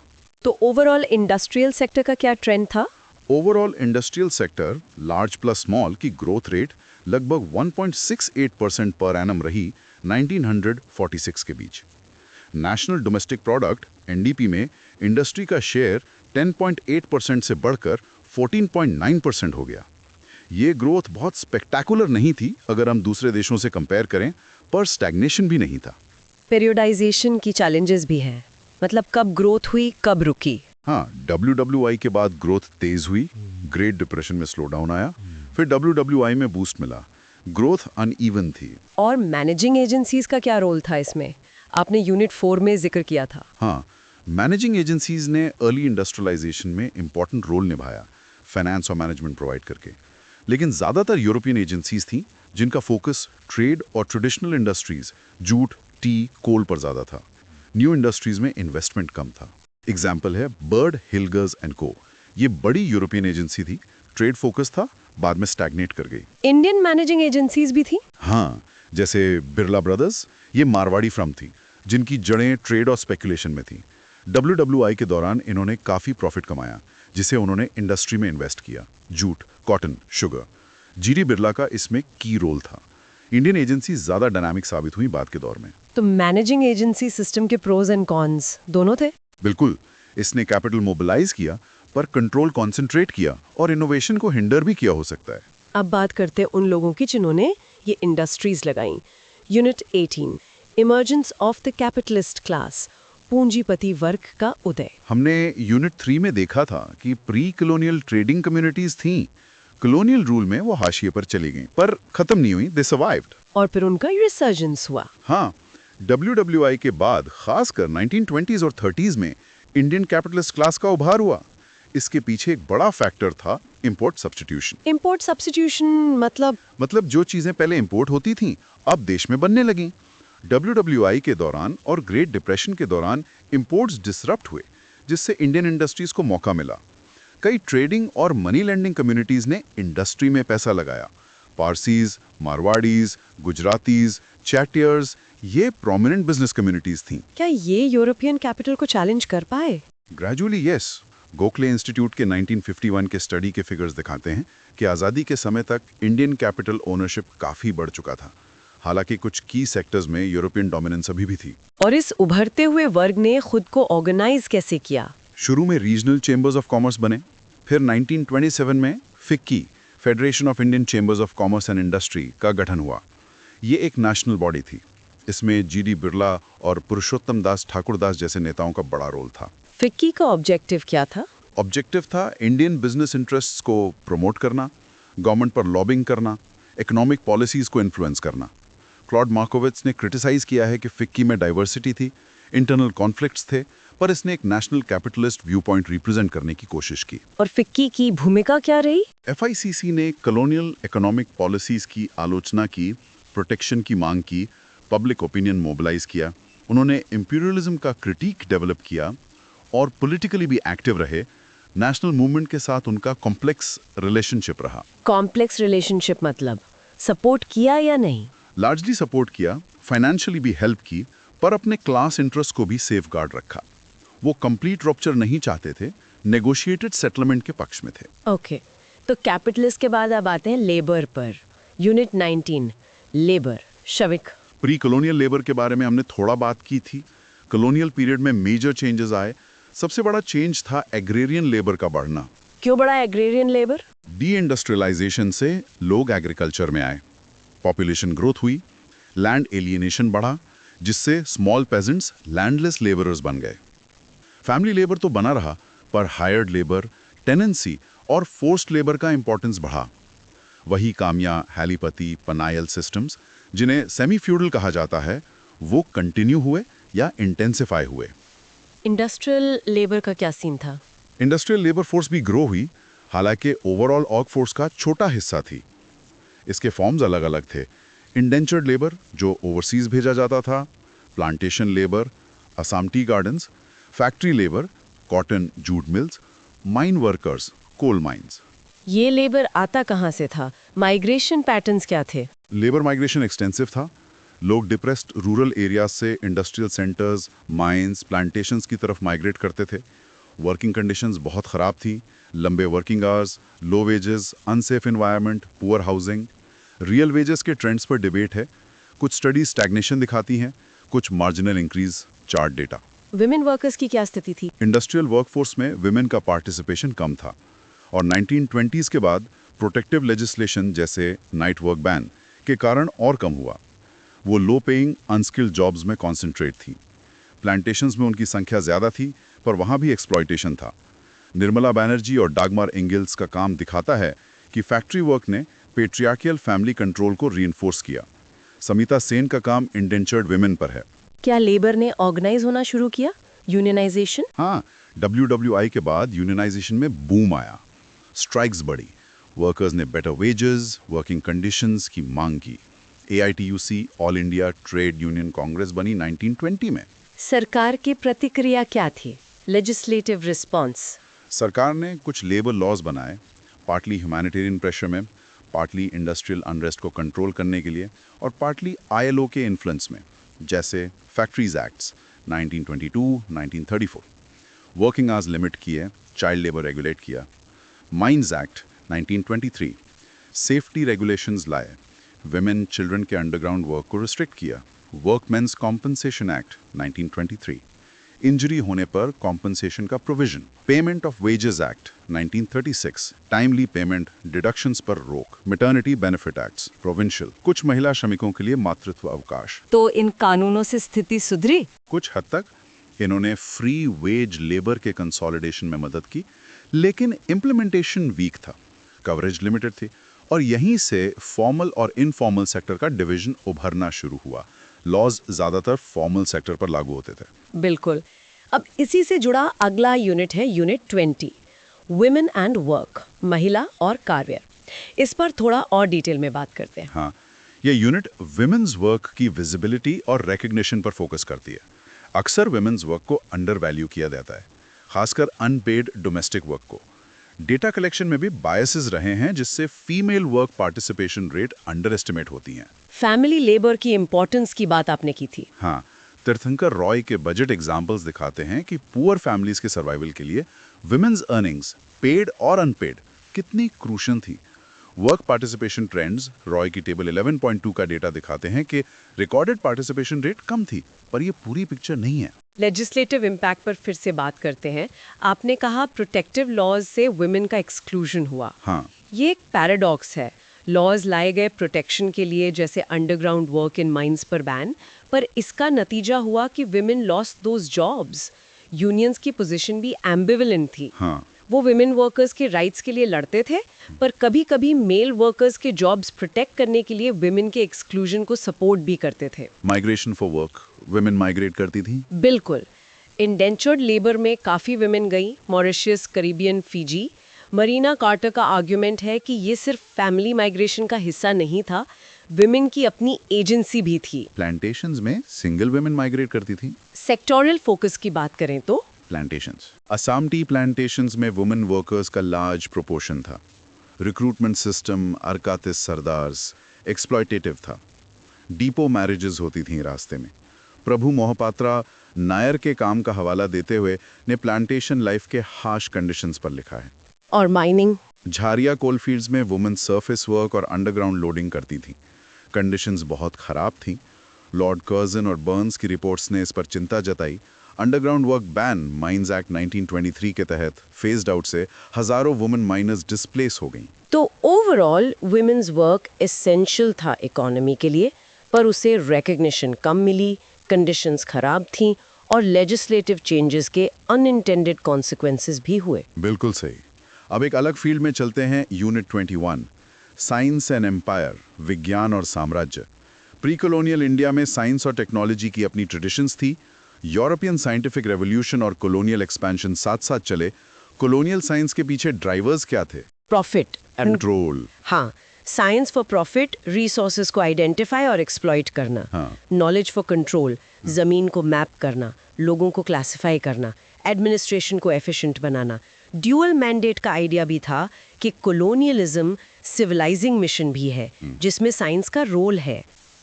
शुरुआती दौर कैसा था? अर्ली फेज में सर्जन नेचुरलिस्ट्स जैसे लोग थे जो डेटा कलेक्ट करते थे, फ्लोरा फौना स्टडी करते थे, उनमें कुछ ऑटोनॉमी थी। रिचर्ड ग्रोव आर्ग्यू करते हैं कि कंजर्वेशनिस्ट आइडियाज जैसे डिफॉरेस्टेशन का क्लाइमेट पर असर इंडिया से ब्रिटेन गए। फिर साइंस को ऑर्गेनाइज कैसे किया गया? इंस्टीट्यूशंस। लेकिन मेडिसिन और जूलॉजी को निग्लेक्ट किया गया। थियोरेटिकल रिसर्च की कमी थी। पीएन बोस, जो खुद एक जियोलॉजिस्ट थे, ने इसकी आलोचना की। 1857 के बाद इंस्टीट्यूशनलाइजेशन हुआ। हाँ, यूनिवर्सिटीज बनी 1857 में। कलकत्ता, बॉम्बे, मद्रास। इंजीनियरिंग और मेडिकल कॉलेजेस खुले। लेकिन ये टीचिंग फोकस थे, रिसर्च कम थी, करिकुलम मेट्रोपॉलिटन नीड्स से तय होता था और स्टेट कंट्रोल ज्यादा था। इंडियंस का रिस्पॉन्स क्या था? शुरू में एक एनकाउंटर फेज था, फिर पॉपुलराइजेशन के एफर्ट्स हुए। जगन्नाथ शंकर शेठ, जाम्भेकर का उल्लेख करते हुए मास्टर रामचंद्र ने मैगजीन्स निकाली, ट्रांसलेशंस किए, पर ट्रांसलेशंस की लिमिटेशंस थी।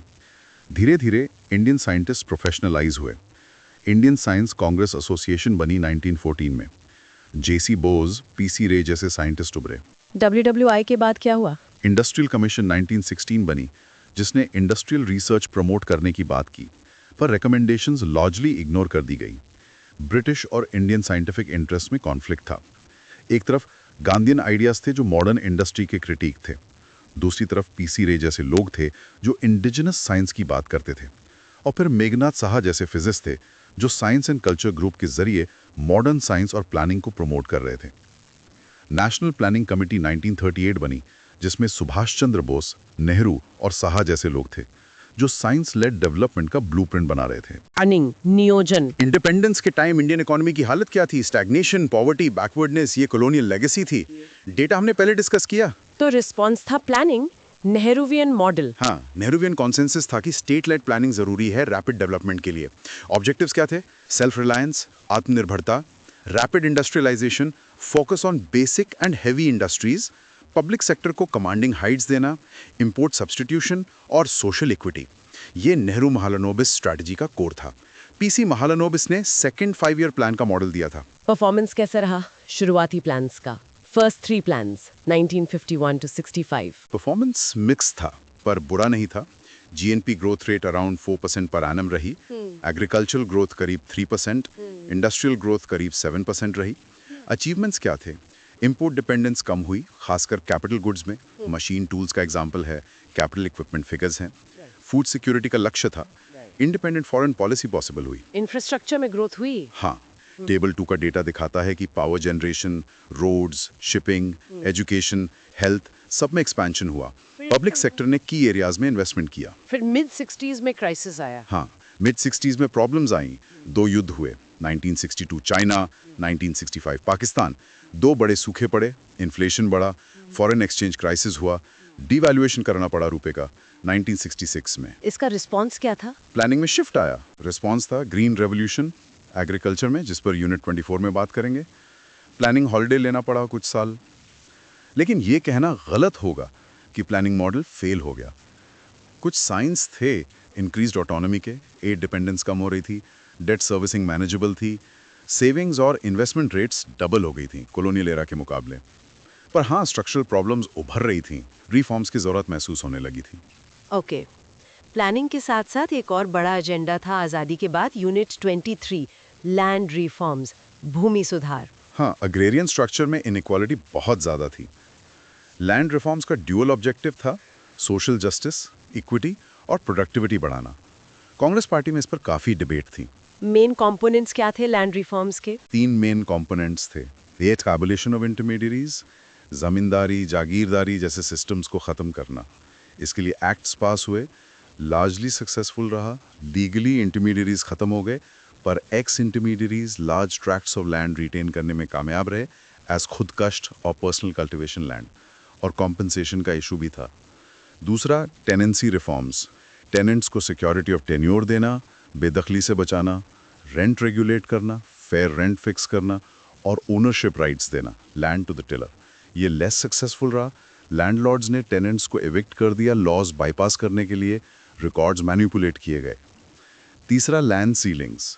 एक लिमिट फिक्स करना कि कोई इंडिविजुअल या फैमिली कितनी ज़मीन रख सकती है, और सरप्लस लैंड को लैंडलेस लेबरर्स में रीडिस्ट्रीब्यूट करना। ये लीस्ट सक्सेसफुल रहा। सीलिंग्स बहुत हाई रखे गए, एग्जेम्पशंस बहुत थे, इम्प्लीमेंटेशन में लूप होल्स थे, लैंडलॉर्ड्स ने लैंड ट्रांसफर्स कर दिए रिलेटिव्स के नाम पर, वाइड स्प्रेड इवेजन हुआ।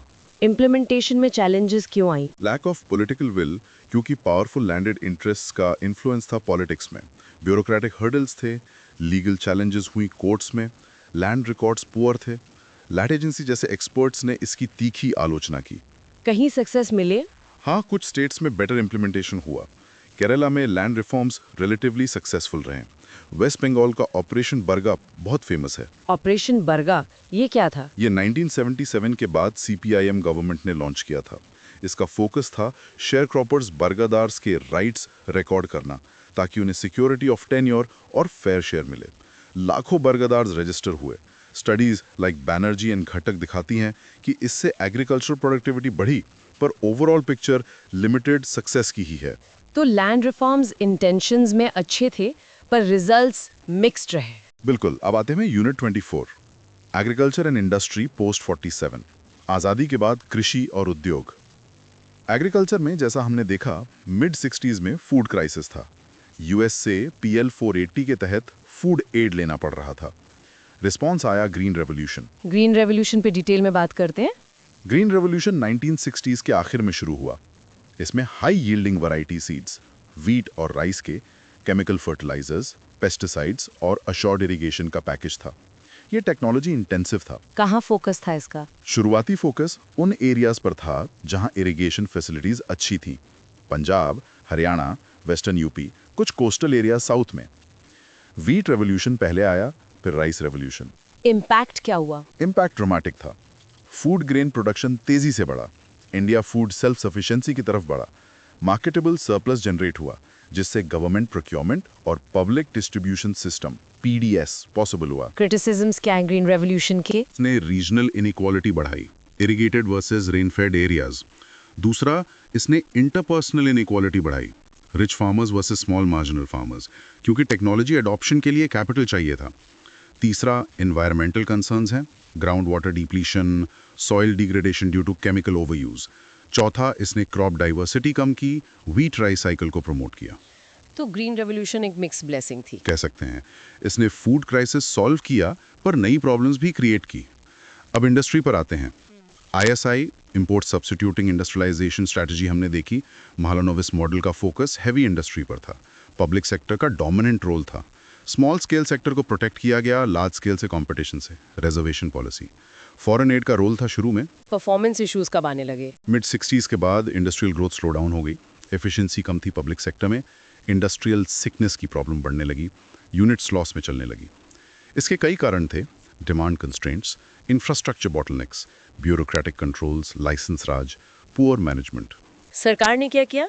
नेशनलाइजेशन। सरकार ने कई सिक प्राइवेट यूनिट्स को नेशनलाइज कर लिया, जैसे टेक्सटाइल मिल्स, कोल माइंस, जिससे पब्लिक सेक्टर पर बोझ और बढ़ गया। बिजनेस ग्रुप्स जैसे बिरला, टाटा का इन्फ्लुएंस बना रहा। फिर 80s में शिफ्ट शुरू हुआ, लिबरलाइजेशन। हाँ, 1980s में रिफॉर्म्स बाय स्टेल्थ शुरू हुए। कुछ डी लाइसेंसिंग हुई, इंपोर्ट पॉलिसी थोड़ी लिबरल हुई, रुपी को मैनेज फ्लोट किया गया, जिससे एक्सपोर्ट्स को बूस्ट मिला।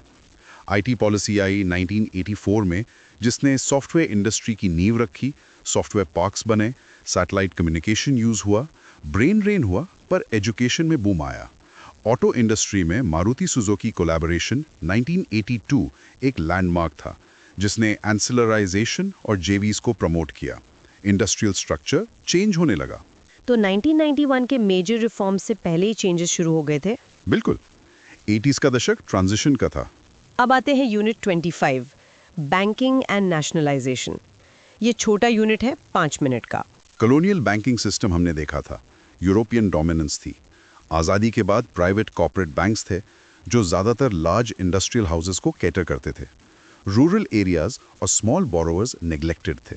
इसीलिए नेशनलाइजेशन हुआ। यही मेन रैशनल दिया गया। नेशनलाइजेशन प्रोसेस स्टेजेस में हुआ। RBI nationalized in 1949, SBI created in 1955 by nationalizing Imperial Bank. 14 major commercial banks nationalized in 1969. 6 more banks nationalized in 1980. Rational क्या था? Arguments in favour. Arguments थे social control over credit, redirecting credit to priority sectors, agriculture, small-scale industry, promoting financial inclusion, branch expansion in rural areas, mobilizing savings. Impact क्या हुआ? Positive impacts हुए। Bank branches तेजी से फैली, खासकर rural areas में। Priority sector lending बढ़ी, deposit mobilisation improve हुआ, लेकिन प्रॉब्लम्स भी थी। पॉलिटिकल इंटरफेरेंस बढ़ा, एफिशिएंसी कम हुई, लोन मेलाज हुए जिनमें पॉलिटिकल कंसिडरेशन से लोन बांटे गए। नॉन परफॉर्मिंग एसेट्स NPAs की प्रॉब्लम बढ़ने लगी। फिर 1991 के बाद रिफॉर्म्स हुए बैंकिंग में। हाँ, नरसिम्हन कमेटी 1991-1998 की रिकमेंडेशंस पर रिफॉर्म्स हुए। डीरेगुलेशन हुआ, प्राइवेट बैंक्स को एंट्री मिली, prudential norms, capital adequacy, income recognition introduce हुए, कॉर्पोरेट गवर्नेंस इश्यूज भी सामने आए, hostile takeovers, Paul Chhabria Ambani, stock market scams, Harshad Mehta, Ketan Parekh. SEBI का रोल इंपॉर्टेंट हुआ, क्लॉज 49 आया लिस्टिंग एग्रीमेंट में कॉर्पोरेट गवर्नेंस सुधारने के लिए। पोस्ट रिफॉर्म बैंकिंग में क्या चैलेंजेस रहे हैं? NPA क्राइसिस फिर से उभरा 2008 के बाद। सारफासी एक्ट 2002 लाया गया डेट रिकवरी के लिए। फॉरेन इन्वेस्टमेंट FIFID रूट से बढ़ा 2003 के बाद। बैंकिंग सेक्टर कॉन्स्टेंटली इवॉल्व हो रहा है। ओके, अब आते हैं बड़े पिक्चर पर। यूनिट 26, ग्लोबलाइजेशन, वैश्वीकरण, 1991 और उसके बाद। 1991 से पहले की वीकनेसेस हमने देखी, low productivity, inefficiency of ISI, fiscal profligacy, सरकारी खर्चे ज़्यादा। 1991 में बैलेंस ऑफ पेमेंट्स क्राइसिस आया, फॉरेन एक्सचेंज रिजर्व्स बहुत कम हो गए, गल्फ वॉर ने ऑयल प्राइसेस बढ़ा दिए, रेमिटेंसेस कम हो गए। तो क्राइसिस ट्रिगर था रिफॉर्म्स का। यस, इंडिया को IMF से लोन लेना पड़ा और उसके साथ कंडीशनैलिटीज थी। मनमोहन सिंह फाइनेंस मिनिस्टर थे, PV नरसिम्हा राव PM थे। मेजर रिफॉर्म पैकेज लॉन्च किया गया। क्या थे मेन कंपोनेंट्स इस पैकेज के?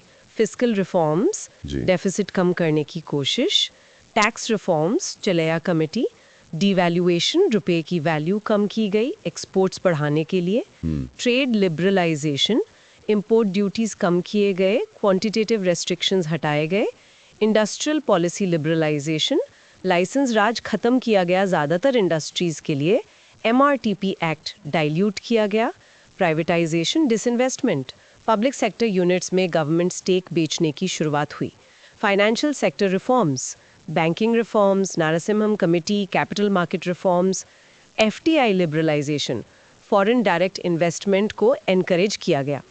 रिजल्ट्स क्या रहे? आउटकम्स तो positive outcomes, higher GDP growth rate 6 to 8% range में, इन्फ्लेशन कंट्रोल में आया, फॉरेन एक्सचेंज रिजर्व्स बढ़े, एक्सपोर्ट्स बूस्ट हुए, IT सेक्टर बूम किया। डिबेटेड आउटकम्स, पॉवर्टी रिडक्शन पर डिबेट है, Tendulkar committee analysis, employment growth slow रही, jobless growth, concerns, agrarian distress, rising inequality, infrastructure bottlenecks.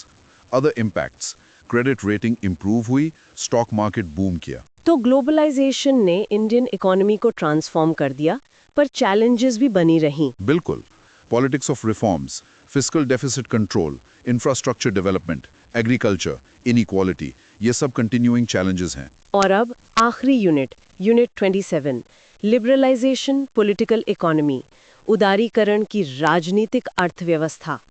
ये सब क्यों हुआ और किसके लिए हुआ? हाँ, ये यूनिट रिफॉर्म्स के पॉलिटिकल कॉन्टेक्स्ट और कॉन्सिक्वेंसेस को देखती है। स्ट्रक्चरल चेंजेस हमने देखे, GDP में एग्रीकल्चर का शेयर कम हुआ, सर्विसेज का बढ़ा, पर वर्कफोर्स का शिफ्ट उतना नहीं हुआ। Table to data, dirigisme, state led development की लिमिट्स दिखने लगी थीं, पैराडॉक्सेस थे, फिस्कल इंस्टेबिलिटी थी। 80s में जो रिकवरी हुई उसके ड्राइवर्स क्या थे? 90s के रिफॉर्म्स के पीछे क्या सिर्फ क्राइसिस था या आइडियोलॉजिकल शिफ्ट, नियोलिबरलिज्म भी था? रिफॉर्म्स का इम्पैक्ट कैसा रहा on different sections? Uneven growth हुई, सर्विस सेक्टर लेड ग्रोथ था, मैन्युफैक्चरिंग उतना नहीं बढ़ा, लो एम्प्लॉयमेंट इलास्टिसिटी ग्रोथ के साथ जॉब्स उतने नहीं बढ़े, स्मॉल प्रोड्यूसर्स पर नेगेटिव इम्पैक्ट पड़ा कंपटीशन बढ़ने से, इंफ्रास्ट्रक्चर इश्यूज बने रहे, आईटी सेक्टर का इम्पैक्ट लिमिटेड रहा ओवरऑल इकोनॉमी पर, इनफॉर्मल सेक्टर बढ़ता गया। हाँ, एक्सटर्नल सेक्टर स्टेबल रहा, रेमिटेंसेस का बड़ा रोल रहा। तो फिर रिफॉर्म्स हुए क्यों? पॉलिटिकल सपोर्ट कहाँ से आया? हाँ, आर्ग्यूमेंट ये है कि रिफॉर्म्स को एक पावरफुल कोalition का सपोर्ट मिला। इसमें डाइवर्स कैपिटलिस्ट इंटरेस्ट शामिल थे, एस्टैब्लिश्ड बिजनेस हाउसेस भी और न्यू एंटरप्रेन्योर्स भी। अर्बन मिडिल क्लास की एस्पिरेशंस थी। रिच फार्मर्स ने भी एक्वियस किया, हालांकि डायरेक्ट बेनिफिट्स कम थे।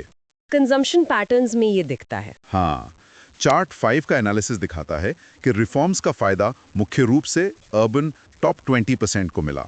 रूरल बॉटम 40% की कंजम्पशन शेयर में गिरावट आई। कंक्लूजन यही निकलता है कि रिफॉर्म्स एलीट इंटरेस्ट से ड्रिवन थे और उन्होंने इनइक्वालिटी बढ़ाई। तो ये क्रिटिकल पर्सपेक्टिव है लिबरलाइजेशन पर। Yes, it links the economic changes to the underlying political power structures. Wow, ये तो वाकई एक लंबा और डिटेल्ड सफर रहा। 1700 से 2000 तक यूनिट 1 से यूनिट 27 तक हमने MHI 107 के लगभग हर पहलू को छूने की कोशिश की। हाँ, कोशिश तो यही थी कि कॉम्प्रिहेंसिव ओवरव्यू मिल सके, मेजर थीम्स, डिबेट्स, हिस्टोरियंस के व्यू पॉइंट सामने आ सकें। तो अब अगर हम की टेकअवेज को समराइज करें एक क्विक ऑडियो समरी फॉर्मेट में। बिल्कुल, कुछ मेन पॉइंट्स जो ध्यान में रखने चाहिए। प्री कॉलोनियल इकोनॉमी में डायनामिज्म था, पर कॉलोनियल रूल ने उसे बाधित किया। कॉलोनियल एक्सप्लॉयटेशन के कई रूप थे, drain of wealth, deindustrialisation, regressive agrarian policies. ये सिर्फ लूट नहीं, सिस्टमैटिक एक्सप्लॉयटेशन था। कॉलोनियल एक्सप्लॉयटेशन के कई रूप थे, कमर्शियलाइजेशन ऑफ एग्रीकल्चर फोर्स्ड भी था और मार्केट ड्रिवन भी, पर इसके रिजल्ट्स किसानों के लिए लार्जली नेगेटिव रहे। इनइक्वालिटी बढ़ी, फैमिन से लिंक रहा। कॉलोनियल एक्सप्लॉयटेशन के कई रूप थे। इंडस्ट्रियलाइजेशन कॉलोनियल पीरियड में हुआ, पर बहुत स्लो, हैम्पर्ड और अनइवन था। Large scale versus small scale की डिबेट इंपॉर्टेंट है। कॉलोनियल एक्सप्लॉयटेशन के कई रूप थे। इंडिपेंडेंस के बाद प्लानिंग ने सेल्फ रिलायंस और इंडस्ट्रियल बेस बनाने में मदद की, पर एफिशिएंसी इश्यूज और स्ट्रक्चरल प्रॉब्लम्स भी थी। कॉलोनियल एक्सप्लॉयटेशन के कई रूप थे। ग्रीन रेवोल्यूशन ने फूड सिक्योरिटी दी, पर इनइक्वालिटी और एनवायरमेंटल कंसर्न्स पैदा किए।